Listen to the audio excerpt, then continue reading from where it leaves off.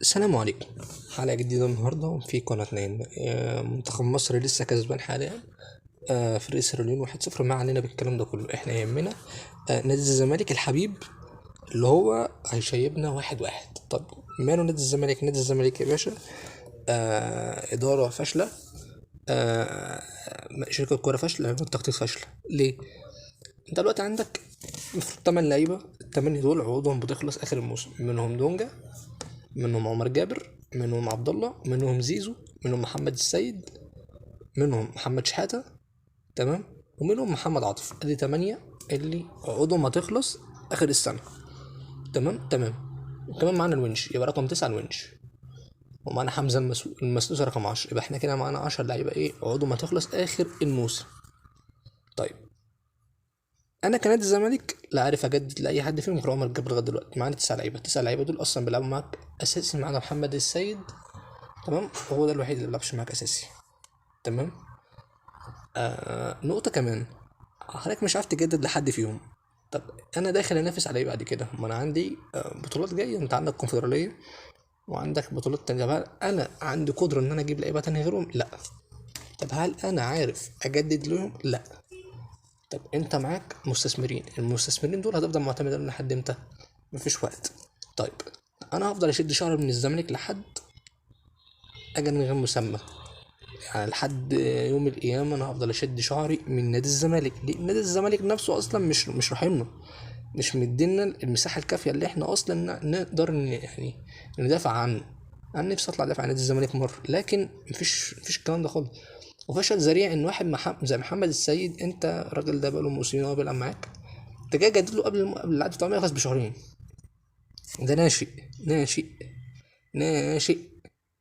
ناشئ، مش راس حربة، مش مهاجم لاعب كبير اصلا، ولا لاعب دولي ولا لاعب حاجة. هو بس في المنتخب اللي بتاعهم تقريبا، ولا المنتخب العسكري.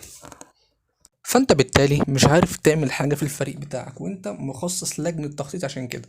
طب لجنه التخطيط لغايه دلوقتي بتتفاوض، لان انت واخد بالك هي لسه بتتفاوض مع محمد السيد ان هو اصلا عايز. كان الراجل ده بيموطل معاك، بيوديك لحته بعيده، وهو الوكيل بتاعه احمد يحيى، وكل واحد دلوقتي في نادي الزمالك بقى بيتلكك بزيزو. الراجل دلوقتي زيزو ده لغايه دلوقتي بيجيب والده، عشان هو حوار زيزو اصلا واقف على ايه؟ من والله الجمهور لغايه دلوقتي مش فاهم. هو مش واقف اصلا على 100 مليون اصلا. يعني زيزو العقد بتاعه مش واقف على 100 مليون، ولا 80، ولا 85، ولا 75، ولا 65. الراجل عايز 50 مليون. تمام، زيزو ده عايز 50 مليون. تمام. لكن الراجل عايز 21 مليون جنيه لوالده. قد الوالدي 21 زياده؟ لا، ده حاجه تانية خالص من غير 50. يعني انا عايز 71 مليون. طب يا عم خد 75 وطلع انت نسبه. لا، قال لك لا، ده حاجه تانية تطلع مني، دي انا دي غير. يا ابني مفيش. لكن خلينا مقتنعين ان نادي الزمالك حاليا افشل اداره نشطه دلوقتي بعد ممدوح عباس. على انا لما ايام مرتضى كان كده واقف، لكن انا كنت يوم ما هيبقى عندي آه تقديم صفقات كنت بلاقي عربيه نقل جايبه لعيبه، جايبه لعيبه. انا لغاية دلوقتي مش شايف لعيبه. مين يا عم؟ انت جبت لي مدير عبد الله بنتايج، الراجل ده بنتايج ده دي الحاجه العدله اللي الزمالك لغايه دلوقتي عملها. بيسيرو بقى، دي حكايته حكايه. راجل بيسيرو مدرب الزمالك اللي جاي من منتخب نيجيريا، الراجل ده يعتبر فيه البرتغال احسن مدرب. نزل المنطقة العربية والأفريقية، الراجل ده يعتبر من أفشل المدربين. درب الأهلي فشل، درب نيجيريا فشل، وصل النهائي لكن فشل. درب الزمالك وهو بيفشل. الراجل ده خسران من بتروجيت. حد يقول لي يا عم كولر خسر من إنبي، ما كولر خسر من طلائع الجيش.